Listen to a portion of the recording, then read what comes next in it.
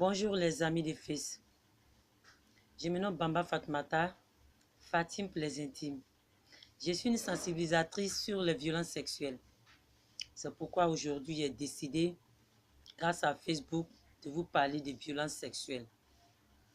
Ce que ça veut dire, la définition de violence sexuelle, c'est forcer quelqu'un contre son gré, c'est-à-dire coucher avec une personne sans son consentement.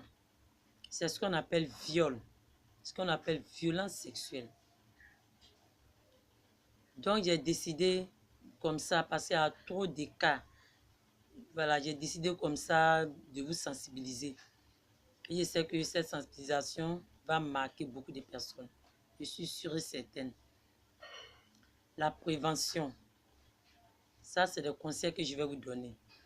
Pour éviter même que ça arrive. Il y a d'abord la communication, les films, comment laver un enfant.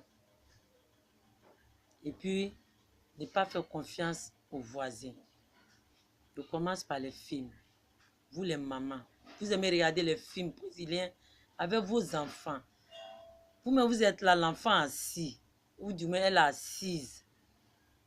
Monsieur et madame s'embrassent à la télé. Chez nous en Afrique, ici, il n'y a pas ça. Donc, vous regardez les films brésiliens avec vos enfants, ils s'embrassent, presque nus. C'est pas joli à voir.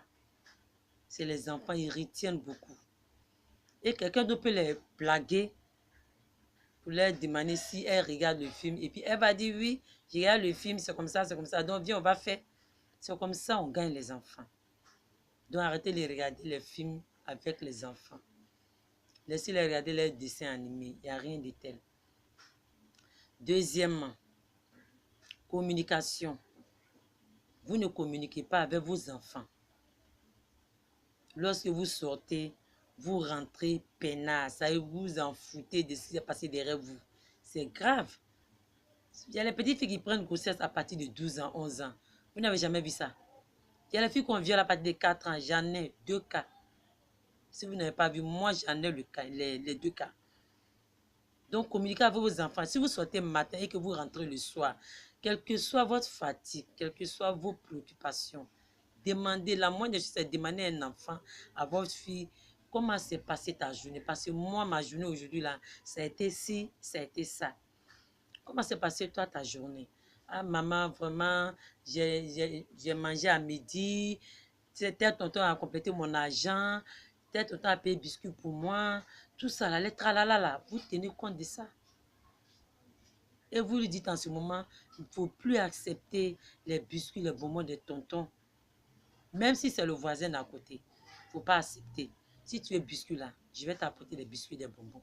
Tu as compris ma chérie? Elle va retenir ça aussi. Hein? Vous ne communiquez pas avec vos enfants. Si vous venez demander comment s'est passée ta journée, et puis ce n'est pas avec un air fâché, avec un sourire, vraiment, il faut que l'enfant ait confiance en vous. Hein? Mais si accroché, l'enfant ne peut pas vous dire parce qu'elle sait que si elle vous dit là, non seulement vous allez la culpabiliser, mais vous allez l'insulter, la bouder, tout ça là. C'est pourquoi les enfants ne parlent pas comme ça. Il faut qu'ils aient confiance en vous d'abord. Donc vous lui demandez comment s'est passée ta journée. Tu as regardé le film avec qui, où l'enfant va te dire où elle a regardé le film, avec qui, hein, comment le film s'est passé. Là, comme ça, vous pouvez lui dire, ah, arrête de regarder le film ici chez tonton, là, c'est dangereux, hein. Il ne faut pas avoir confiance aux gens comme ça, hein, ceci, c'est là, c'est comme ça. Troisièmement, confiance. Confiance aveugle aux voisins. D'abord, pour commencer avec confiance aveugle, un exemple sur biscuit et puis bonbon, là. La femme qui au marché, comme vous faites là, elle qui au marché, elle vient le soir, l'enfant lui demande, maman, tu m'as envoyé quoi? Elle dit, tu m'emmerdes. Aujourd'hui, là, ça n'a pas marché chez moi. Donc, je n'ai rien envoyé. Allez, dégage. Quitte auprès de moi ici. L'enfant commence à se plaindre. Elle frappe l'enfant. Elle la met au dehors. Il y a un bon samaritain qui passait. Il était tellement gentil. Il demande à l'enfant, maman, tu as quoi? Elle dit, maman a refusé de payer biscuit bonbons pour moi. Il dit, viens. Il y a beaucoup de bonbons là-bas. Surtout bonbons sucettes, là. Vrai bonbons, mais moi, mais j'en ai. Il prend l'enfant. Elle avait 6 ans à l'époque. Il prend l'enfant. Il la met dans son atelier. Je ne dirais pas son ethnie, ni la commune dans laquelle ça s'est passé. Et qu'est-ce qu'il fait à la place de bonbons? Il enlève son sexe, il met dans la bouche de l'enfant, il fait la pipe et il jouit dans la bouche de l'enfant. Pendant ce temps, son doigt là, c'est dans le sexe de l'enfant. Donc, il a dévergé l'enfant. Il y avait les plaies là-bas, les plaies au niveau du vagin. Il a tout endommagé. Hein? Mais le sperme qui est descendu dans la gorge de la petite, ça c'est un risque. Et s'il est malade, hein, via la petite fille. Donc arrêtez d'avoir, c'est-à-dire des réactions bizarres. L'enfant, il ne sait rien. Il ne peut pas comprendre la vie à son âge. Si vous venez que ça n'a pas marché, 25 francs. Vous pouvez avoir ça quand même, 53, vous pouvez avoir. Tiens, va payer ton biscuit ou envoyer quelqu'un d'autre s'il est 19 heures. Ne laissez pas la petite sortir la nuit. Envoyez quelqu'un d'autre. Hein? Maintenant, l'enfant est gâté. L'enfant connaît déjà le sexe d'une grande personne à l'âge de 6 ans. À quoi le bonbon et le biscuit là? Donc, comme je disais, la confiance au voisin. Mon bébé, le voisin t'a donné quoi aujourd'hui? T'as donné l'argent? T'as donné un biscuit, il est gentil, hein? C'est ton mari, hein? C'est mon beau. Mon beau, bonne arrivée. Ta femme m'a dit que tu l'as donné un biscuit. C'est grave ça. Arrêtez ça. Arrêtez ça. Mais vous poussez l'enfant à connaître garçon. Ça, c'est un. De deux, vous faites confiance aux voisins. Hein? Est-ce que vous connaissez la moralité de ces derniers? Confiance aux petits du quartier. Non, lui, il est bien, il est très gentil. Confiance là, ça aussi, il y a son exemple. C'est pas faux aussi. Je ne dirais pas non plus le pays, ni l'ethnie. Parce que c'est grave, je ne peux pas dire ça. Il y a un jeune qui est quitté dans son pays natal pour venir voir sa tante en Côte d'Ivoire. En temps, sa tante savait qui il était. Il avait violé une personne, une fille là-bas, puis il avait fui pour venir ici en Côte d'Ivoire.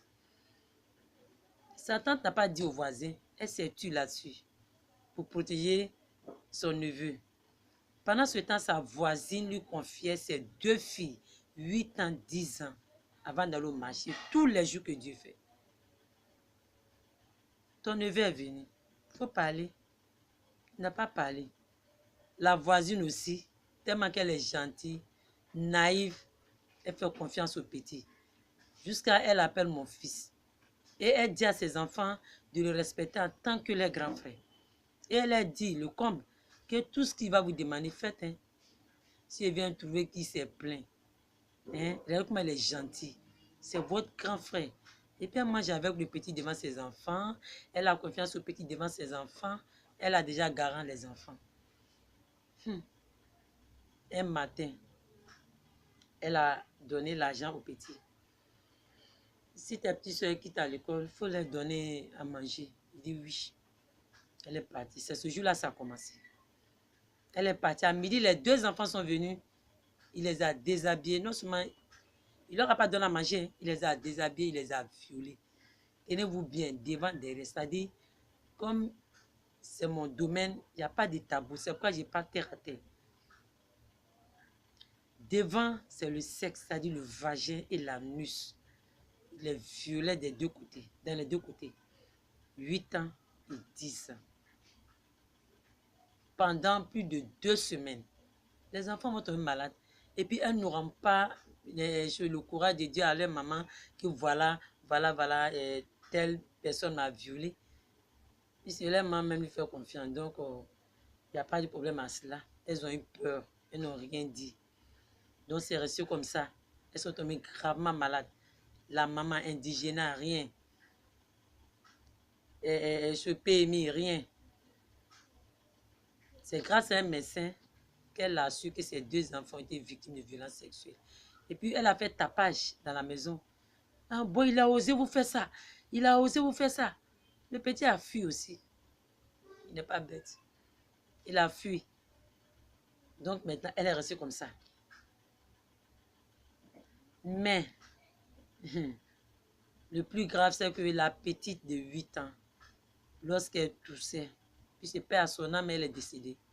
Lorsqu'elle toussait, elle éternuait, elle criait, elle riait, caca, pipi confondus, sans qu'elle ne sache. Elle pissait sans savoir, parce qu'il n'y avait plus de frein.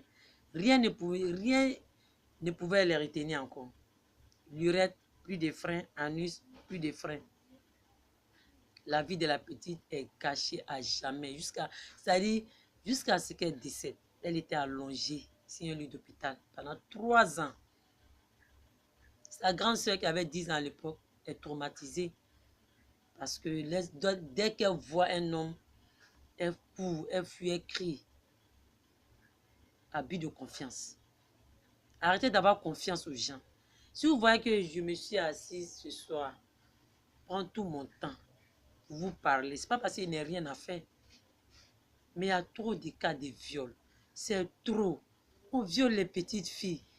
Moi, mais j'en ai 2 cas de 4 ans.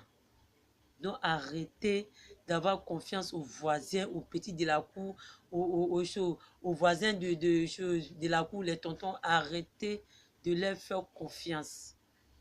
Parce que c'est pour gâcher la vie de vos enfants, de votre fille. Votre avenir, c'est celle qui va vous aider demain. C'est elle que vous avez livrée comme ça. Parce que vous faites confiance aux gens. Maintenant, le problème pour savoir si la fille a été violée ou pas, si cette mère avait su ça, elle allait savoir rapidement et attraper le jeune homme. Lorsque vous lavez vos enfants, vous ne touchez pas le sexe. Vous lavez le visage, la tête, jusqu'à l'enfant même pleure. Hein? La poitrine, vous frottez bien comme ça, le dos pareil. Lorsque vous arrivez au niveau du sexe, vous dites, ah bon, tu as honte. Quand l'enfant coince ses pieds, tu as honte. Bon, tiens ton éponge, lave-la par toi-même. Qui est fou? Si elle plaît là-bas, l'enfant va laver de sorte que ça ne fasse pas mal. Hein? Si vous avez lavé tout le corps là, pourquoi vous ne pouvez pas laver le sexe là-bas? Ou bien éponge là, ça blesse, c'est grillage. C'est pas grillage, c'est éponge. Lavez normalement. Et dès qu'elle bouge un peu, là, ça dit, vous vous rendez compte sur le champ qu'elle a été violée. Qu'il y a quelque chose. Devenez le gynécologue ou du moins la gynécologue de votre fille, de vos enfants. Devenez aussi médecin généraliste de vos enfants. Vous suivez vos enfants. Veillez sur eux. Ayez confiance d'abord à votre enfant au lieu de faire confiance à autrui. Faites confiance à votre enfant, votre fille. Tout ce qu'elle vous dit là, prenez ça en compte. Puis donnez-lui le bon conseil. Donnez-lui le très bon conseil. Ne lui criez pas dessus après un acte pareil. Ne la culpabilisez pas. Ce n'est pas de sa faute. Hein? Elle est bébé. Donc c'est ce que vous disiez. Lavez les enfants jusqu'au sexe. Lavez très bien le sexe. Parce que c'est tout à fait normal. Les enfants s'amusent dans le sable, tout ça, dans la boue. Donc c'est normal. Donc en lavant maintenant, vous pouvez faire haute découverte. C'est comme ça se passe. Une maman, c'est comme ça. Vous ne pouvez pas laisser votre enfant se laver tout seul. Ou être toute seule. Ce n'est pas des filles en général. Maintenant, on a fini ça. On va rentrer dans le cas de viol même. Lorsqu'il y a viol, là, comment se comporter? Lorsque un enfant est violé, ne la lavez pas. Ne la changez pas. Son caleçon qui est sale là, c'est de ça dont on a besoin pour les preuves. Donc ne la lavez pas. De la manière elle est sale là, c'est comme ça là, il faut la mener à l'hôpital. Dans son état là. Vous la menez dans un centre le plus proche. C'est-à-dire rapidement, ne tardez pas, n'attendez pas papa ou bien tant. N'attendez pas tout ça là. Souvent même les papas violent leurs enfants. Donc à quoi sert de les attendre? Prenez vos enfants. Je n'ai pas dit tous les papas. On a eu des cas où les papas même ont violé leurs propres enfants. Ça, moi-même, j'ai eu ces cas-là, ça ne vaut même pas 6 mois. Elle est jumelle, 5 ans. Mais son papa l'a violée. Donc, quand il y a un cas de viol, n'attendez pas tonton ou bien son... Non, non, non. Amenez votre enfant à l'hôpital. C'est sa vie qui est en danger actuellement. Parce que lui qui l'a violé, vous ne savez pas s'il est malade ou pas. Il y a les maladies sexuellement transmissibles. Vous ne savez pas. Donc, dès qu'il y a viol, dès que vous partez à l'hôpital, arrêtez de cacher vos, c'est-à-dire ces personnes-là. Dès que vous remarquez qu'il y a un viol, dénoncez. Je n'ai pas de faire des tapages pour crier qui a fait ça, mon enfant, la personne qui a fait ça. Non, c'est pas comme ça. Faites en douceur. Faites comme vous ne faites rien même. Même si on vous demande, mais qu'est-ce que vous allez faire, hein? Et porter plainte, vous dites, non, moi je ne porte pas plainte. Hein. Dieu est grand. Mais pendant ce temps, vous travaillez en bas. Travaillez en bas dans le silence. Après l'hôpital, là, vous partez au commissariat. Vous dénoncez le violeur. Et vous n'allez même pas quitter là-bas, mais eux mais vont vous suivre. Vous allez venir ensemble. Ils vont venir l'attraper. Calmement. Sans tapage. Et si vous faites ça là, vous avez sauvé des milliers de vies des enfants. Plus vous dénoncez, plus ils sont moins nombreux. Parce qu'il y a trop de violeurs.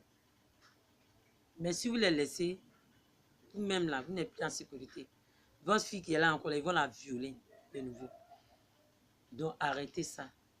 Dès qu'il y a viol, allez-y à l'hôpital. Hôpital, commissariat, ils vont l'attraper. Ils vont le déférer hein, à la justice. Ils vont le juger via son sort. Votre enfant en sécurité maintenant. Ne faites pas d'arrangement à l'amiable. L'argent, c'est quoi? Tout dernièrement, il y a une fille qui a été violée. Ils ont fait arrangement à l'amiable. 8 ans. Ils ont fait l'arrangement à l'amiable. Le violeur même vit dans la même cour que la petite. Il a violé dans leur douche. Et il est toujours là. Ils partagent les mêmes douches là. Sous prétexte que c'est pas bon, mettre quelqu'un en prison, il a les enfants. Est-ce que lui a pensé à tout ça avant de violer votre fille? Hein? C'est pas intelligent, hein? Moi qui va violer ma fille. Hein? Petit, même la baisse des 15 ans de prison. Hein? Parce que je ne vais pas te laisser. Si tu es là, fais quelque chose. Mais moi, je ne vais pas te laisser. Donc, après ça, vous êtes tranquille. Et après le commissariat, la justice, vous pouvez partir même au ministère même de la famille même. Dès qu'il y a viol, là, vous partez là-bas. C'est un suivi complet, ils vont faire.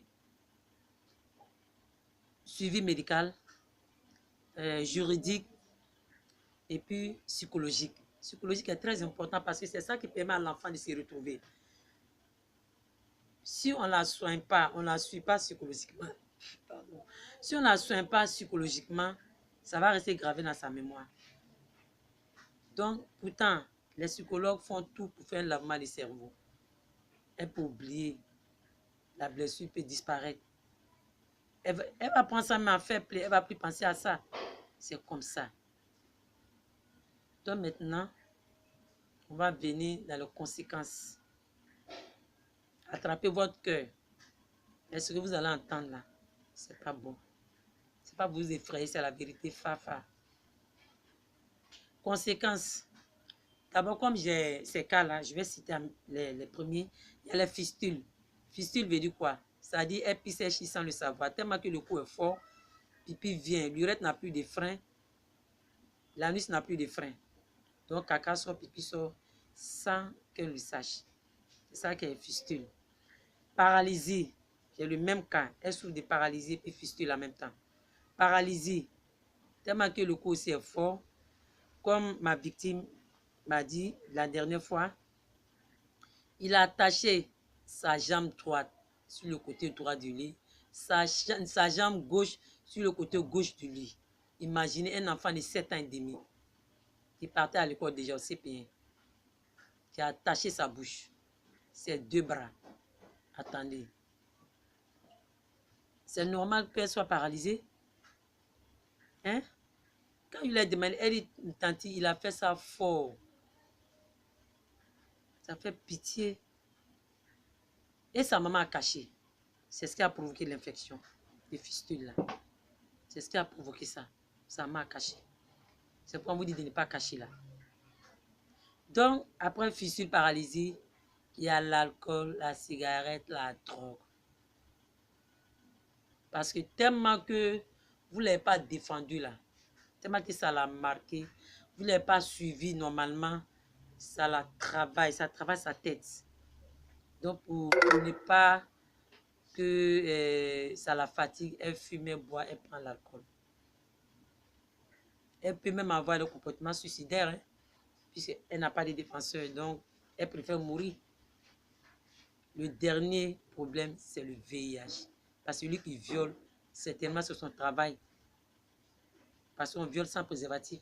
C'est qu'ils soient les femmes aussi sans préservatif. Donc l'enfant peut être contaminé. Hein? Il y a le MSC, il y a le VIH. L'enfant peut être contaminé. Sa vie, vous la mettez où?